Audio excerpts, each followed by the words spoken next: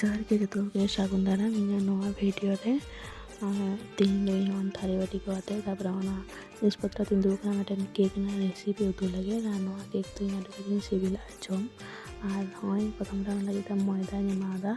ᱛᱟᱨᱯᱚᱨᱮ ᱪᱤᱱᱤ ᱦᱟᱛᱟᱣ ᱠᱟᱛᱮᱧ ᱪᱤᱱᱤ ᱯᱚᱨᱤᱢᱟᱱ ᱢᱚᱛᱚᱧ ᱮᱢᱟᱣᱟᱫᱟ ᱡᱟᱦᱟᱸ ᱛᱤᱱᱟᱹᱜ ᱦᱮᱲᱮᱢ ᱡᱟᱦᱟᱸ ᱛᱤᱱᱟᱹᱜ ᱠᱚ ᱡᱚᱢᱟ ᱩᱱᱟᱹᱜ ᱠᱚ ᱮᱢᱟᱜᱼᱟ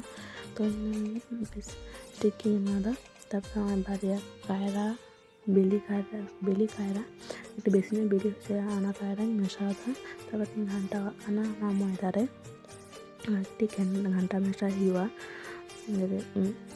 ᱢᱮᱥᱟᱜ ᱢᱟ ᱛᱟᱨᱯᱚᱨᱮ ᱱᱚᱜᱼᱚᱭ ᱛᱚᱣᱟ ᱛᱟᱦᱮᱸ ᱠᱟᱱᱟ ᱛᱚᱣᱟᱧ ᱮᱢᱟᱣᱟᱫᱟ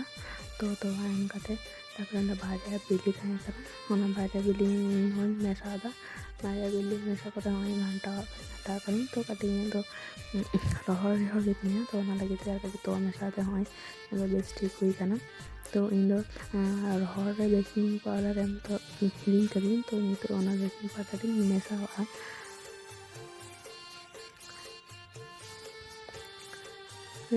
बेस ठीक बेकिंग पाउडर परिमाण मतो मेसादा तारपरे बेकिंग पाउडर मेसा कते ओंदे घांटावा काना भागे ठीक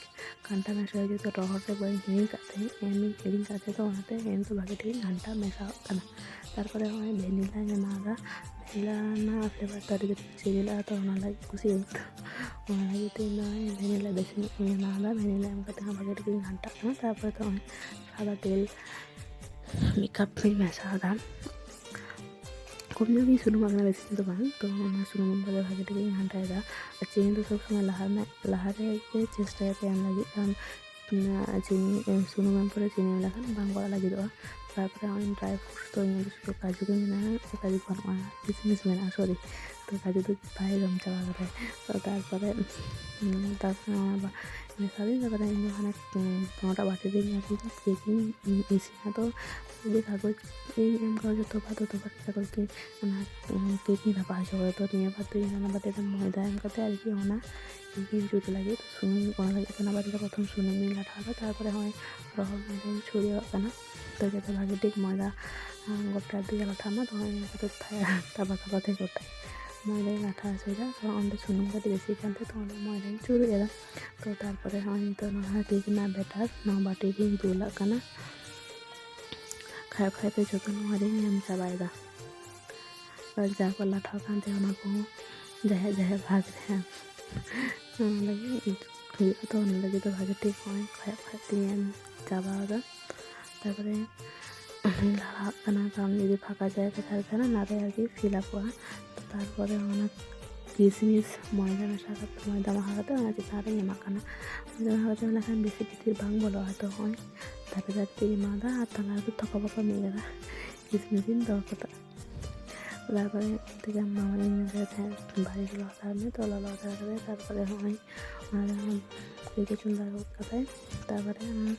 मैंने ढाकना एमादा तो आमे ढाकना काना मेटन ढाकना तो ओई बातो जाय बारिया ढाकना के ढाकना है ना तो तारपरे उधर नोआ इजी का जो 30 मिनट पर खुला कते इनेला এটা ইসিন না তো হয় নেবে কটে ফাঁকি আর ইসিন ওয়া তো আর তেল দিই তো এই তেল ইসিন তো তারপরে গরম করে নিয়ে হয় নেবে যে ইসিন কানা হয় ইসিন কানা তো না এটা আর বই কানা तो बाटी पे बाली को लाठा कानते तो झाड़ा काते थारी रे उब लगे मामायू तो घंटा थारी रे उब के जे तायम ते चेहरा इसिन काना लगा रे रंगो काना चेहरा इसिन काना तीन रंग नेलो काना बेस्टिक फुलो काना आ काजू को चेतान रे मेना तो तारपर लाला नो केक इन जे केदा ये लगे चेका इसिन काना तीन सॉफ्ट हुई काना और यहाँ पे तीन धुआं दो काना पूरा ललो गया एकदम टटका केक और तीन सॉफ्ट हुई काना और ओने मिराल पे किचा को काना ना जारिन तेला ना जाएगा तो जायक आदा नोई पिज्जा के नियम दा हम आदा ना तो जम का नियम लगे ऐसे ही करना थैंक यू।